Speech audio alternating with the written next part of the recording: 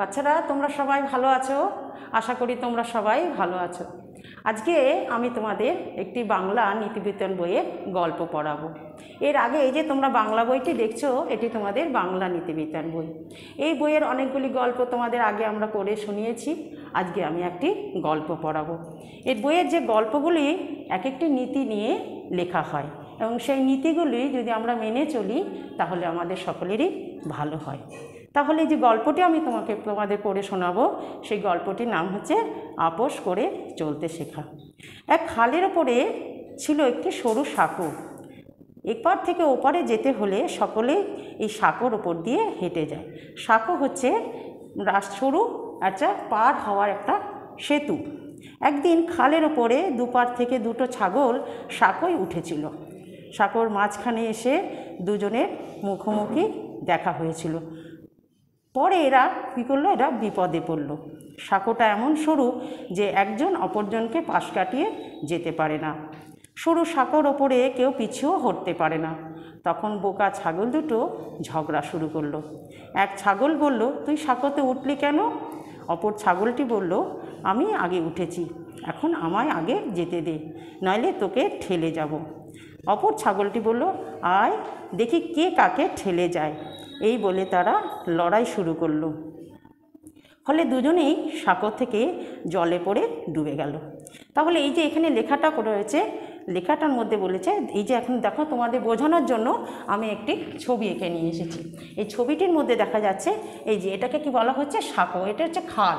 এই খালের উপরে এই যে সাঁকোটি তৈরি হয়েছে, যে পায়ে হেঁটে এই রাস্তা পার হতে হয়। এই সাঁকো দিয়ে সকলেই যায়, যেহেতু এখানে নিচে জল আছে, খালে জল থাকে, সেখানের জন্য সাঁকো তৈরি করে পারাপার করতে হয়। তাহলে এই যে ছাগল দুটি উঠেছিল সাঁকোর উপরে, এই ছাগল দুটি করেছিল, এমন সরু ছিল সাঁকোটা যে একজন আরেকজনকে পাশ কাটিয়ে যেতে পারছিল না। তখন তারা কি করেছিল, তারা ঝগড়া শুরু করেছিল। এর ফলে কি হয়েছিল, তারা এই সাঁকো থেকে তারা জলে ডুবে গিয়েছিল। এরপরে আরেকদিন কি হয়েছিল, এই দুটো ছাগল খাল পার হওয়ার জন্য ঠিক সাঁকোর ওপরে এসে উপস্থিত হয়েছিল। তখন তারা মাছ সাঁকোতে এসে দেখলো যে সামনে তাদের বিপদ। তখন তারা কি করেছিল, এই বিপদ এড়ানোর জন্য তারা খুব সাবধানে কী করেছিল, একটি বুদ্ধি উপায় অবলম্বন করেছিল। একটি ছাগল বলল যে আমি এই সাঁকোর ওপরে শুয়ে পড়ব, আর একটি ছাগল বলল তুমি তার ওপর দিয়ে এইখানে আস্তে আস্তে সাঁকোটির ওপর দিয়ে তুমি চলে যাও। তখন বলল, ঠিক আছে, এছাড়া আমাদের আর কোনো উপায় নেই। এইভাবে এই দুটি ছাগল যখন আপোষ করেছিল, তারা যখন দুজনে সমঝোতা করেছিল, মিটমাট করে নিয়েছিল বিষয়টা, তখন তারা কি করেছিল, তারা বেঁচে গিয়েছিল। তাহলে এই যে দেখো, প্রথমে যে ছাগল দুটি ছিল, সেই ছাগল দুটি কী ছিল, বোকা ছিল।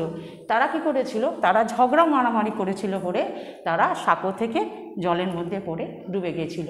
কিন্তু দ্বিতীয়বার যখন এই ছাগল দুটি সাঁকোতে উঠেছিল, সেই সাঁকোটাও কিন্তু সরু ছিল, কিন্তু তারা কিন্তু ঝগড়া মারামারি করেনি। তারা দুজনের মধ্যে মীমাংসা করে নিয়েছিল বা বোঝাপড়া করে নিয়েছিল। তখন তারা সাবধানে, একজন শুয়ে পড়েছিল আর আরেকজনের ওপর দিয়ে সাবধানে উঠে গেছিল। তাহলে এইভাবে তারা কি করেছিল, সাঁকোটি পার হয়েছিল। এক্ষেত্রে যেহেতু প্রথমে দুটি ছাগল আছে, এই দুটি ছাগল কী করেছিল, বুদ্ধির পরিচয় দেয়নি, তাই তারা বোকা ছিল। কিন্তু দ্বিতীয় ক্ষেত্রে যখন এই ছাগল দুটি তারা বুদ্ধির পরিচয় দিয়েছিল এবং তারা বেঁচে গিয়েছিল। তাহলে এই যে নীতিবিজ্ঞান বইয়ের প্রশ্নগুলো তোমাদেরকে বাংলা মৌখিক পরীক্ষায় ধরা হয়। তাহলে নিচে যে প্রশ্নগুলি আছে, সেই প্রশ্নগুলো আমি একটু বলে দিই।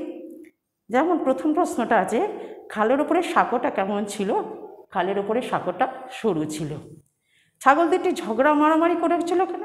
ছাগল দুটি বোকা ছিল, তাই তারা ঝগড়া মারামারি করেছিল। বোকা ছাগল দুটির কী দশা হয়েছিল?